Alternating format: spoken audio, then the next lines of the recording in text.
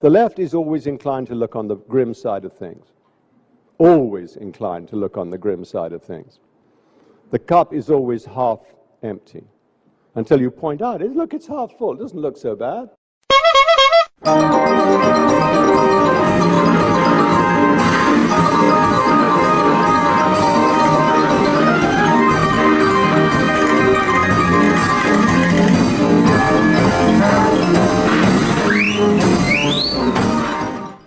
Welcome to Political Gingervitis, the crazy and zany podcast for progressives who need a laugh. I'm your hostess with the mostest, Andrew Stewart, and this week we're going to try to put a smile on your face and maybe a few thoughts in your head.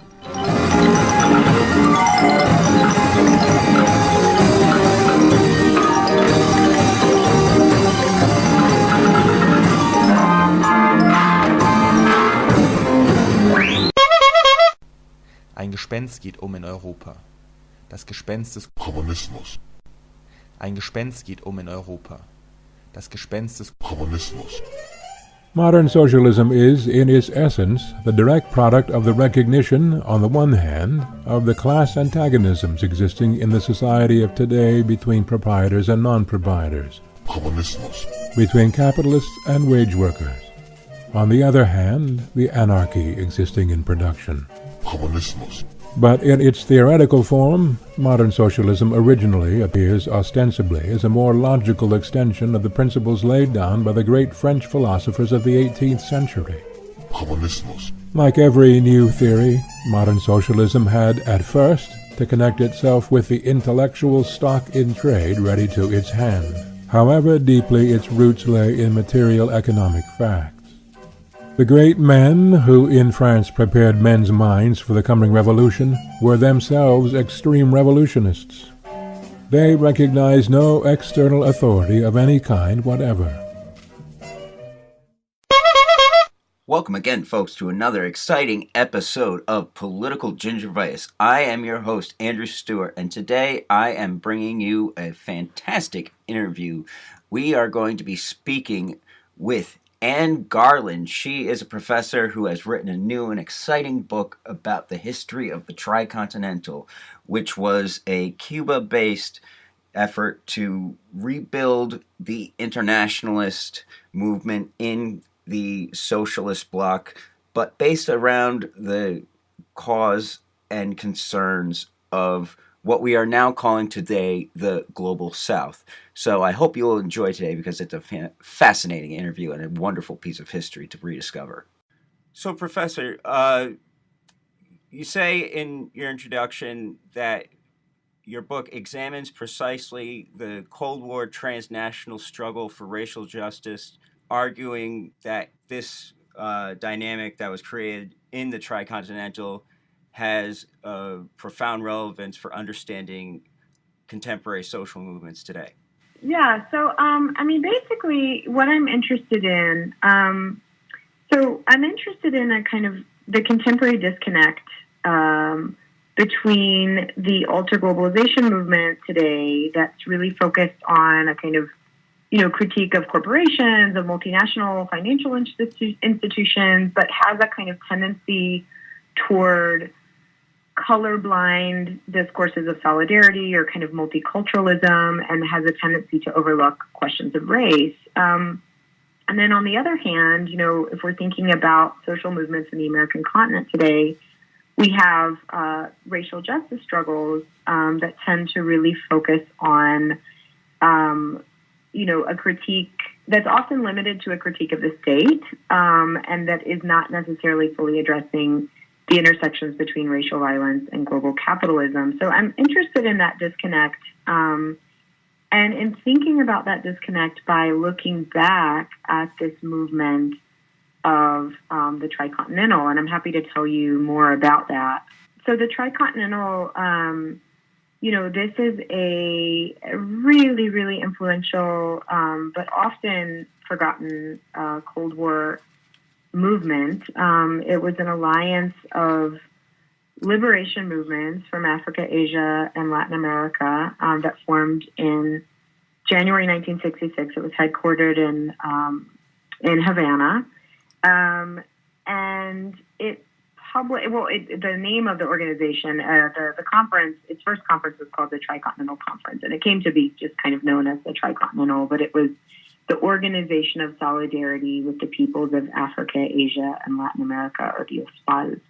And this is a movement that published just a huge amount of newsreels, posters, magazines in English, Spanish, French, and sometimes Arabic, and sometimes Italian. It had the close involvement of a lot of African-American and Afro-Latino activists. But I think what's really important about it is it expressed its critique of global capitalism precisely through a focus on racial violence and inequality, and really tried to bring these two things together. And it put a lot of emphasis and kind of centered its concentration in some instances on the American South, correct? Yeah, so especially in its earliest years, the Tricontinental was really focused on the civil rights struggle in the U.S. South, and the African-American freedom movement in the U.S. South and the Jim Crow South.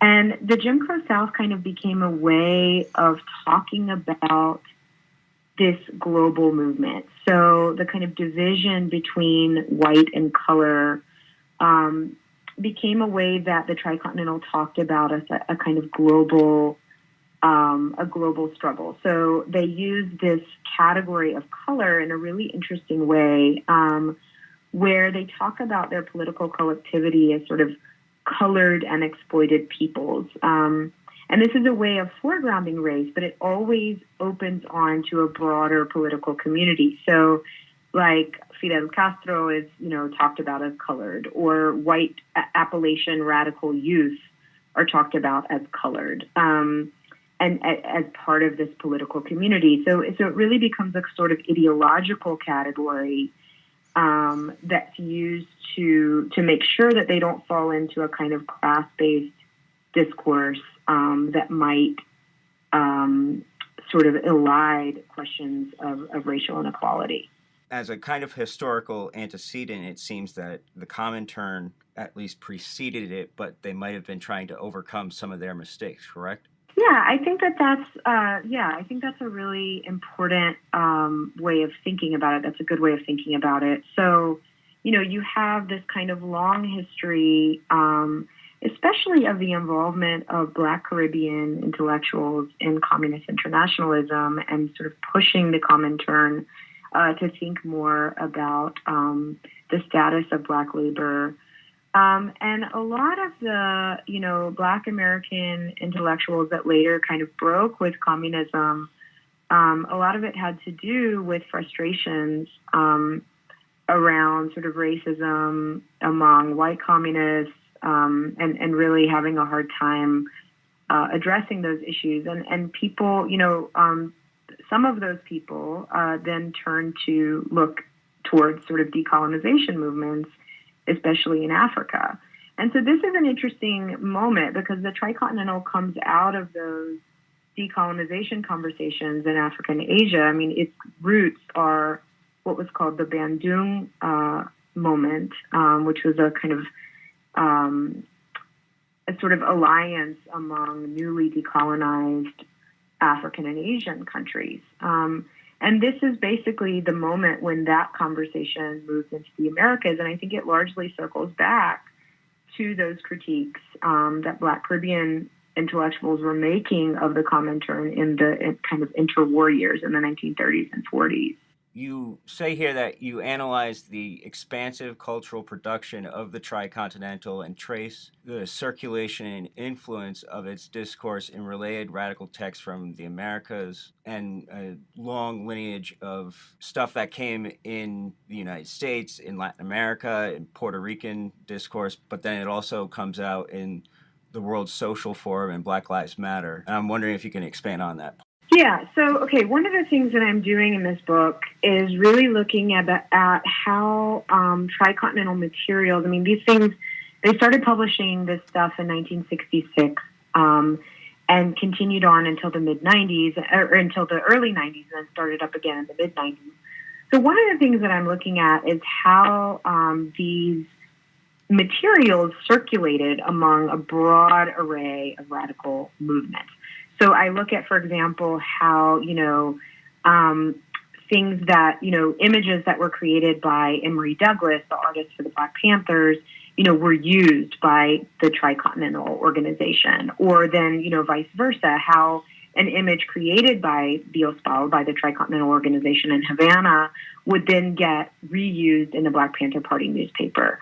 And so I look at a number of case studies of that. I look at the Young Lords, for example. There's a ton of stuff, for your listeners, the Young Lords, was a Puerto Rican radical group in New York and in Chicago, kind of similar to the Black Panthers, but mostly made up of Black Puerto Ricans. And this is in the 60s and 70s. And, in their paper, Palante, there is a whole lot of stuff, a whole lot of materials, images from the OSPAL, from the Tricontinental. So I'm looking at the kind of circulation of the discourse of tricontinentalism and also the aesthetics, and then the kind of returns of these aesthetics in contemporary social movements like the World Social Forum, like the Movement for Black Lives. So, you can see it a lot in the poster aesthetic. So if your listeners, go Google OSPAL posters, OSPAAL, or Tricontinental posters, you'll see tons of these posters that were produced. And there's a real kind of return of those poster aesthetics. And then also a return of the film aesthetic. So the Tricontinental, the main filmmaker for the Tricontinental, his name was Santiago Alvarez, and he made over 400 newsreels, and he had a very particular style that has really returned in the kind of, political remix videos that are all over YouTube. But these sort of aesthetic returns are really indicators, I think, of deeper ideological returns of tricontinentalism, partial returns of tricontinentalism. And the thing about the Tricontinental organization is they were really trying to understand how power operated globally, and really in that sense, I think, anticipated contemporary theories of global capitalism. I guess it's obvious or worth talking about the shortcomings in terms of, even though it was trying to propose this anti-racist, internationalist discourse, it was coming from Cuba, which has its own shortcomings with regards to racial issues. Right, exactly. And that is one of, I think, there's a lot of sort of contradictions in this movement, but I think the biggest one is its sort of focus on, racial justice in a very global sense, major critiques of the U.S., of South Africa, without ever talking about, for example, racial injustice or the status of Black Cubans in Cuba. But one of the things that I'm really, and I talk about that at length in the book, but one of the things that I'm really trying to do in this book is sort of, I think that the Tricontinental, for those who do know about it, it's often understood as just kind of a propaganda arm of the Cuban state. And I'm really trying to make clear the ways that this movement is in kind of tension with the propaganda of the Cuban state. So on the one hand, Cuba's providing all the funding, the posters are made by Cuban artists, the editors of their magazine are, Cubans. But on the other hand, the content of the magazine is coming in from all of these movements all over the world. And so the origins of the Tricontinental are really, as I said, in Black internationalism. And in fact, the sort of the person who had the original idea for this Tricontinental movement was a Black Cuban scholar and activist. His name was Walterio Carbonell. And later, he really falls out of favor with the Castro government and experiences, persecution for his critique of the way that the Castro government was sort of furthering racial inequality in Cuba. So I really want to kind of wrest tricontinentalism and the Tricontinental away from the Cuban government per se, and sort of allow it to exist as part of the history of Black internationalism on this continent, and allow it to exist in tension with the Cuban state, which is, I think, a more accurate portrayal. I kind of wanted to circle back for a second in terms of this topic of aesthetics and the arts, and go back to Comintern art, and particularly the Popular Front as an era that happened in North American popular media such as Hollywood. And I was wondering if you looked at anything, maybe comparing Popular Front films from, say, John Ford or Frank Capra with Tricontinentalist, and where those things would kind of show similarity or difference. That's a really interesting question, and one that I haven't thought about a lot. I definitely think that you're going to see a kind of return of some of the Popular Front discourse. But in terms of the aesthetics of films, that's not something that I've given a lot of thought to, but is something that, I should look into further. I think really where you're seeing the sort of aesthetics of Tricontinentalist film is in the influence of Sergei Eisenstein and the kind of role of political montage. These are, if you look up Santiago Alvarez's films, these are really fast-paced, almost violent feeling kind of montages, and, where he's taking Eisenstein's ideas of montage, where essentially you're making a political argument through the kind of collision of images and the collision of shots and moving a thesis forward. So that doesn't really answer your question, but I think, there's a lot more work to be done on sort of what the roots of some of the, especially like the films, for example, what kinds of influences Alvarez is drawing from in those films. I think just for one instance, it would be fascinating to consider if were there any films that were reporting on in the field of different post-colonial wars, such as in Southern Africa? Absolutely. Okay. Absolutely. There's tons of stuff on Vietnam, on, struggles that are happening in Africa. And Alvarez is making this stuff. He's making these films with very little resources. He's literally like ripping pages out of Life magazine and standing over a table with his camera and kind of moving the camera around to give it this really kind of dynamic, fast-paced kind of feel. He uses a lot of sort of like quick zooms, and it has a really kind of dynamic feel and sets it to music. And the thing that's also really interesting about these newsreels is, many of them, because they were being distributed all over the world, the arguments are really made through the images, and the way that Alvarez is interacting with the images, because there's not necessarily a narrator. These had to be distributed, among, a very multilingual group of people. So there's not necessarily a narrator explaining the images to you. Okay. But yet you still come away with a very clear understanding of what the filmmaker's trying to say. That's very interesting, because just in terms of genre antecedents, historically speaking, Why We Fight by Frank Capra during World War II would have had some impact almost implicitly, because it was Absolutely. one of the first battlefield films ever made. Absolutely, yeah.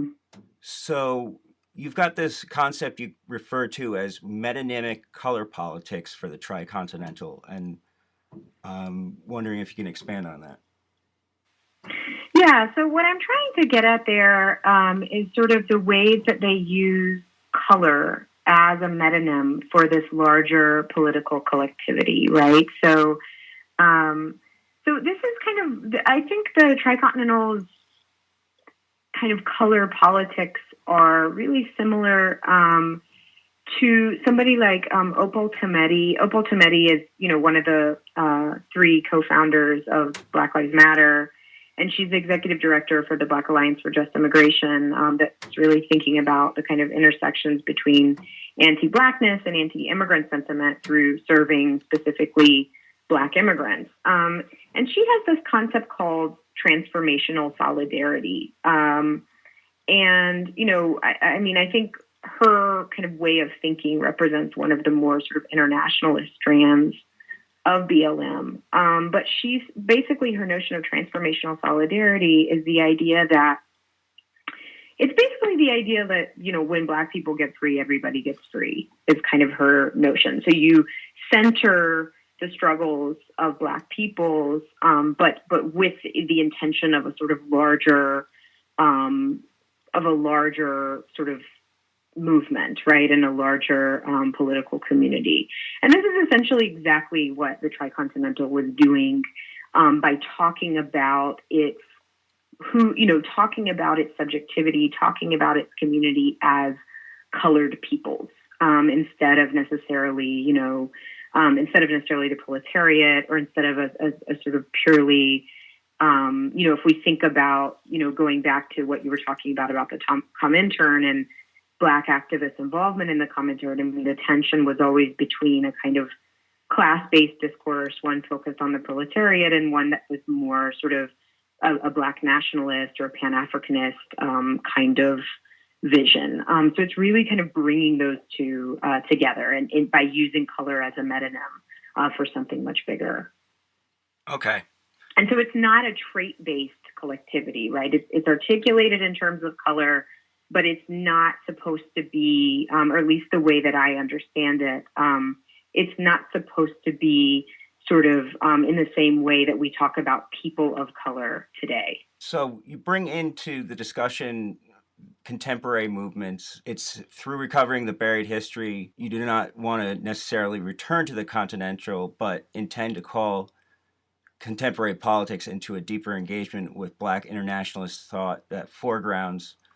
And I want to go into the aspect that you talk about with regards to horizontalism and your engagement with that entire formulation of protest politics. Okay, so kind of earlier when I was saying, we're seeing the kinds of returns of tricontinentalism and all of these, very clear returns in sort of aesthetic ways. I think there's also, returns ideologically. So, some of the kind of theorists of network power, right, where they're thinking about the way that power is organized in global capitalism, where we're not necessarily talking about solely kind of nation states, right? We're talking about the networks, the intersections of multinational corporations, of the media, of consumers, of multinational financial institutions like the IMF, and, nation states and militaries. And I think, honestly, that the Tricontinental kind of anticipated that way of thinking. And basically what the Tricontinental, their idea was, okay, if power is profoundly global, right, then the response has to be equally global. So that's what we're trying to do. And I think one of the major contributions was the way that it brought together liberation struggles in what was then called the Third World with movements within wealthier countries. And, Appalachian radical youth, or like the Black Panthers. And so in that sense, they had a very kind of similar idea, if we think about, the argument of like Hart and Negri and empire, right? That, there's no outside to global capital, right? So the sort of resistance has to come from within.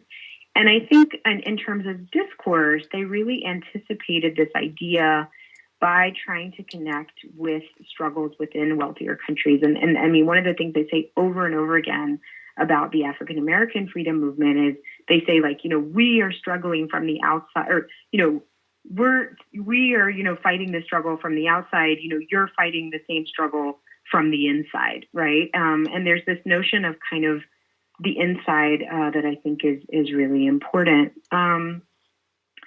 And then, there's but I think in some ways, there are ways in which this is being deeply revived, I think, in the discourse of like the World Social Forum. I mean, one of the most famous texts of the World Social Forum, the Bamako Appeal, literally says, we are calling for a return to the Tricontinental. And I think that there's a real return in that sense. But in another sense, this is only a partial return because one of the things that tricontinentalism, as I said, one of the things it was really doing was trying to bring together class-based and race-based struggles. And it was really by bringing together activists from like the Hispanic Caribbean with the U.S. South, with South Africa. It was really trying to understand how racial regimes overlapped and intersect with one another. And in the contemporary alter-globalization movement, it's really scary right now how we have this kind of return to white nationalism, and that's really scary. But at the same time, we've had this kind of racial regime of what some people call neoliberal multiculturalism. And that's a discourse that has a tendency to kind of creep into the alter-globalization movement, into sort of leftist and center-left discourses. And it is a racial regime in its own way. This is kind of something for which I think the World Social Forum has been really criticized. The Occupy movement was really criticized. So in those kinds of returns of tricontinentalism, I think in some ways the most important contribution of it, which was these metonymic color politics, which was this kind of foregrounding of race-based struggles, that part of it is seemingly what's missing. So to me, that's why I'm saying, I'm not calling for a return to the Tricontinental. That was a very different moment and different time. But let's think about what the contribution of this movement was and how we can think about our participation in contemporary movements in relation to that. Now, we partially alluded to this previously, and I just wanted to tease this out. Vijay Prashad and I previously had an interview a while back where he referred to this thing he calls neoliberalism of the left, which is an overestimation of spontaneity as opposed to an under support of preparation and leadership development. And it stems from, anarchism becoming a very prominent form of political protest within North America. And this neoliberalism of the left creates no lasting legacy. People who show up for a march or a protest or a rally and then go home, and there's nothing in terms of a follow-up that has a lasting political impact in the way that other movements in the global South do, which have not as much antagonism towards what would be called vanguard politics or Marxism-Leninism. And, the Tricontinental had as actor Cuba. It had a state participating and facilitating. And I'm wondering what your own thoughts or feelings are in terms of that challenge, because Occupy's shortcomings, as someone who participated, I can say that it was very significantly impacted by this kind of anti-state, anti-establishment, anti-party perspective. And it made them vulnerable to both infiltration by the police, but also it was easy for the Democrats and the Republicans to co-opt the rhetoric almost instantaneously. Yeah, I mean, these are really, really, good and hard questions. I think, and I can't even pretend to have the answers to them. I think, going back to the comments to, Vijay Prashad's work, I know his work very well and definitely admire his scholarship, and this project is very much informed by his work. I think, there's lots of ways that I think we can see the neoliberalism of the left. And I think one of the ways is, as I was saying, in that kind of multiculturalist. I mean, I don't know if you, from the Occupy movement, if you remember the kind of initial statement, which was, I can't remember the exact wording, but it was sort of like the 99%, formerly divided by race, or formerly divided by skin color, something like that. And there was, a protest from activists of color saying like, no, like, we haven't dealt with that division. And so the language that was then changed to just kind of like, we the 99%, and then just moved on. I mean, literally erased race from the conversation entirely, and it wasn't dealt with.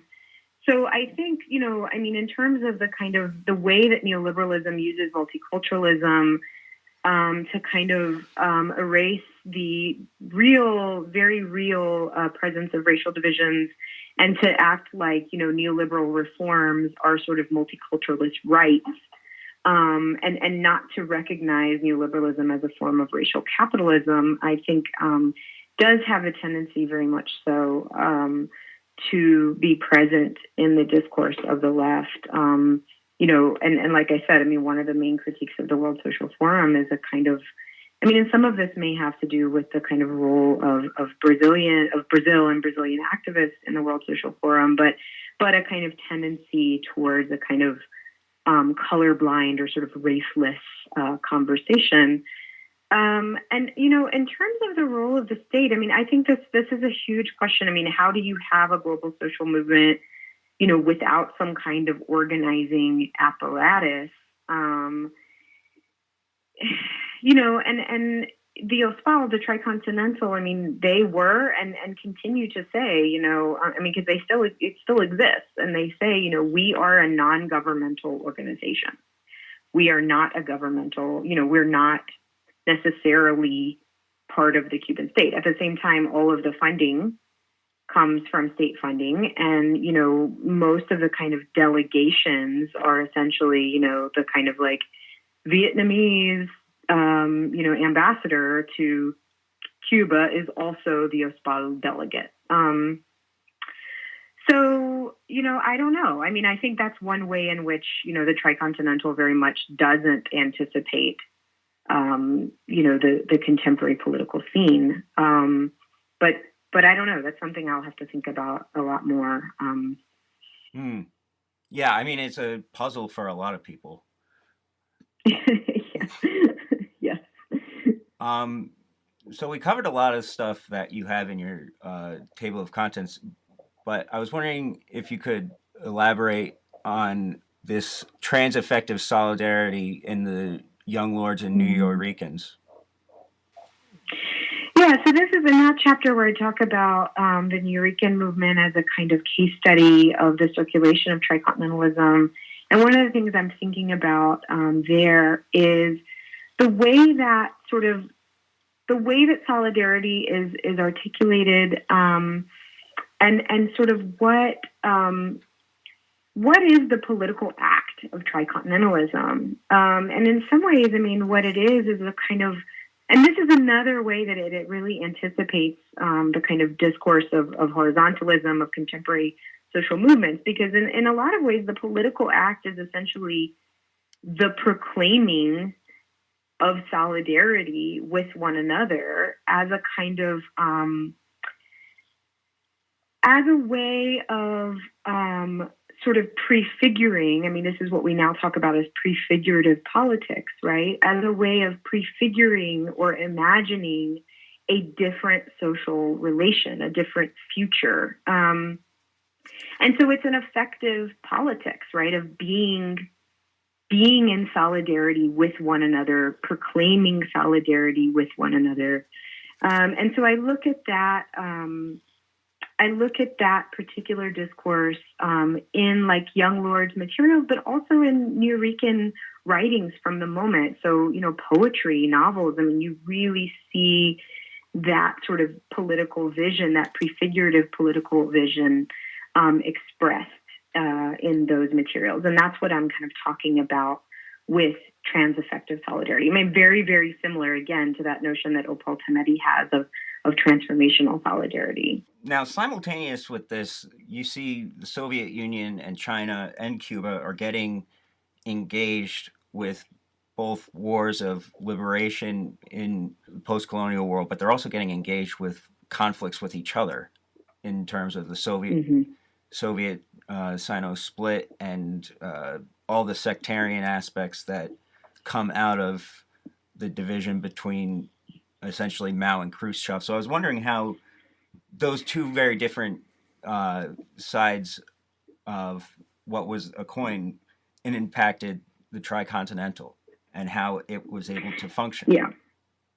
Yeah, I mean, it was kind of at the heart of it. I mean, one of the reasons that the Tricontinental is so sort of ideologically fluid, I mean, one of the ways that it's articulating its collectivity in this very kind of fluid, open way is precisely because of this issue, where, the Tricontinental, the OSPAL, is the expansion of the Afro-Asian Solidarity Organization into the Americas, right? That's when it becomes the Organization of Solidarity of the Peoples of Africa, Asia, and Latin America. And basically, in that moment, you have a conflict between where basically they want to form a tricontinental organization, but the Soviet Union, which had a lot of control over the Afro-Asian People Solidarity Organization, really wants that organization to be headquartered in Cairo, where it has kind of more influence. And then the Chinese are really pushing for it to be one organization, but headquartered in Havana, where at that point, I mean, we're talking, they still felt like they had more influence over kind of Latin American political movements, who saw in their kind of, in Maoism, a kind of legacy that Latin American leftists felt like they could follow. And so essentially the kind of compromise ends up being, okay, it's going to be two separate organizations. We're going to have the Afro-Asian People Solidarity Organization. That's going to continue to exist, but then we're also going to have this OSPAL organization, and it's going to be headquartered in Havana. So essentially the Chinese kind of won out on that one.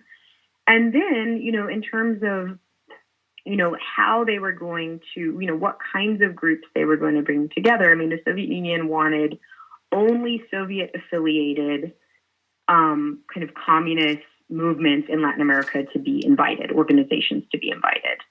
And the Chinese were pushing against that. And so essentially they kind of came to a compromise that was sort of like any organization that's against imperialism is going to be invited, essentially. And so that's where you really, I think, in that very conflict and in the kind of way that the Soviet Union and China are trying to control these sort of, so-called non-aligned organizations. I mean, the Tricontinental is certainly not aligned. But that's a way that I think the sort of ideological fluidity of the Tricontinental ends up coming to be, is in the very difficulty in navigating between these two sort of superpowers. In terms of the solidarity with struggles like with Amilcar Cabral's campaigns against the Portuguese or South Africa's border wars, I was wondering how far the Tricontinental engaged with that. I mean, were they sending people into the field of battle, or was it purely propaganda, or was it funding? I'm curious. Right. Yeah. I mean, and this is where this relationship between the Tricontinental and Cuba and the Cuban government is kind of, the Cuban government, first of all, Amilcar Cabral was present at the first Tricontinental meeting in Havana in 1966, and there's lots of images of him being there. And there's tons of propaganda produced, in support of, tons of images of Cabral himself produced by the Tricontinental. And the Cuban government certainly sent, was helping to fund struggles, in Africa as early as the early 1960s, even before the Tricontinental. But I think, as Cuba gets more involved, I think the Tricontinental, maybe we're really talking much more about a propaganda organization. Okay. They didn't really necessarily have a budget to send, weapons and things. That would have been the purview of the Cuban government.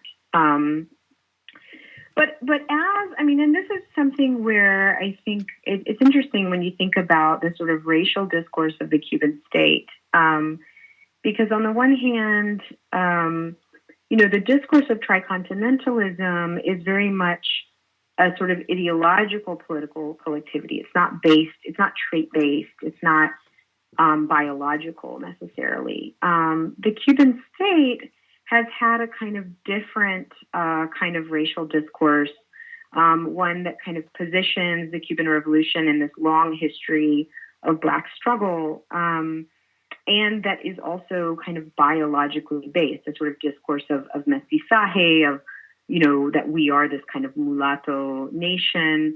So as Cuba got more involved, for example, in the war in Angola, it's interesting because the discourse about Cuba's involvement, what Castro says to the Cuban people is a moment where I think you kind of see the limitations of tricontinentalism. He really reverts to a kind of biological-based solidarity, where that's when he starts to say, we are a Latin African people. We have African blood in us, and so that's why we need to contribute to this. It's not necessarily framed in a kind of ideological struggle. I'm wondering, because one aspect that arises is the development of Malcolm X's attempted internationalist outreaches before his assassination. He's trying to found an organization that will parallel Continental African Organization of States, and then also liberation theology stemming from his thought and Martin Luther King's. And I'm wondering where the interactions are going into the 70s and 80s. Mm-hmm. Well, there's a good bit of interaction, I would say, with liberation theology through Central America. There's a really famous Tricontinental poster of Jesus holding a gun. And then, Malcolm X is very much present in Tricontinental materials, especially as he moves towards moves away necessarily from a really, specifically Pan-Africanist vision, towards a more kind of internationalist, kind of, I don't know how to put it, humanist kind of position. In terms, I haven't done a sort of tracing of Malcolm X in Tricontinental materials specifically, and would need to kind of, I feel like to fully answer your question, Okay. would probably need to revisit and sort of think really, really carefully about how they're engaging with Malcolm X's thought. But there's a Santiago Alvarez newsreel called Movimiento Panteras Negras that opens with a Malcolm X speech. And, it's that kind of thing that's very much present. But in terms of, specifically what elements of Malcolm X's ideology Tricontinentalism is engaging with and how it's doing it, I would need to think more carefully about that. So what ends up happening to the Tricontinental since the fall of the Berlin Wall and the end of the Cold War? Yeah, that's a really good question. Essentially, when Cuba enters into its special period, which obviously was a euphemism for an extreme economic depression, there's no paper to print any of this stuff on. They stopped producing materials between 1990 and 1995. And I don't know. I mean, so when I went and spent a good amount of time with the current executive director, with the current director and the current editor at OSPAL and all of the staff at OSPAL in Havana today, my sense was that the OSPAL continued to exist. I mean, they also go, in addition to producing materials and things, they also go, to different conferences and represent the OSPAL. So my sense was that it continued to exist, but just wasn't necessarily producing materials. It started back in 1995, and most everything is now produced online. If they have, an issue of the Tricontinental magazine that is, specifically focused on El Salvador or something like that, then a lot of times the Salvadoran delegation will then pay to have it printed. But most everything is produced online, and you can even, you can sign up for their newsletter and get their bulletins that they send out a couple times a year. So you close the book with a conclusion against Ferguson ? Internationalism from the Tricontinental to the Global South. And I was wondering, we may have touched on some of these issues already.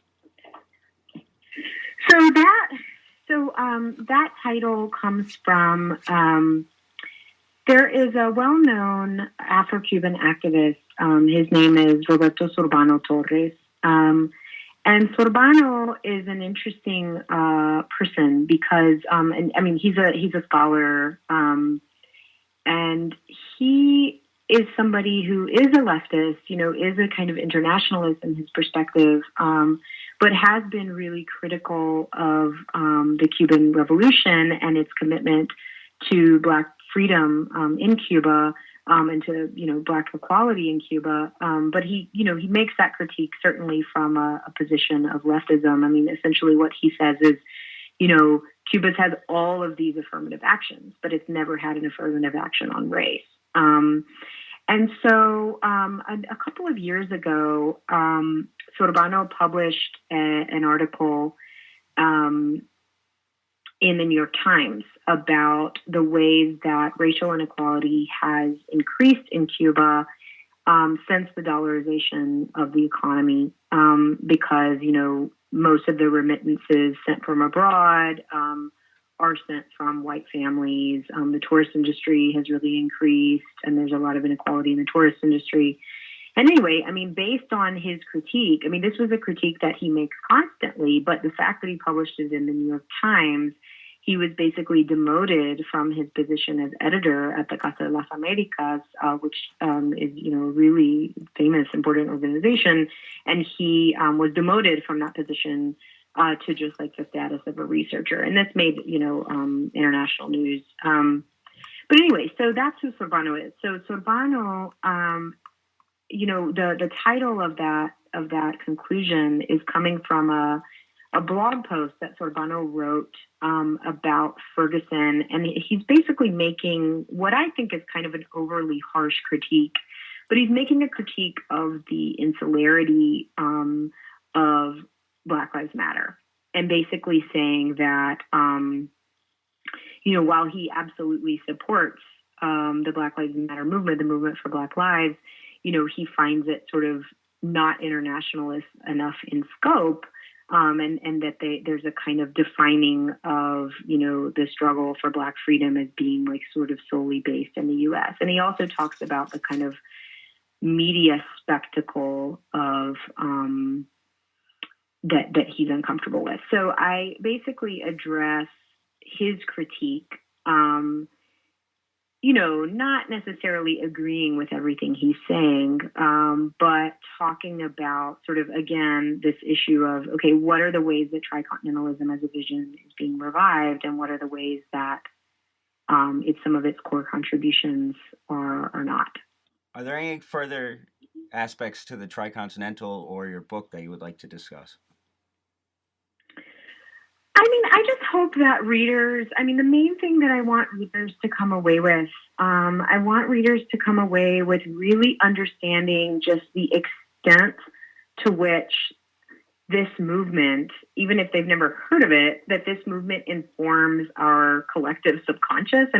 You and I talked earlier, not in this interview, but we talked about Shepard Fairey, right? And the ways that Shepard Fairey, who made the Obama Hope poster, who did the Women's March posters, the really famous poster of Trayvon Martin, that he's been profoundly influenced by this movement. And in fact, some of his images that he sells on his Obey website, some of them are literally copies of Tricontinental images. So I really want people to understand how central and important this movement was, how much it informs our collective subconscious.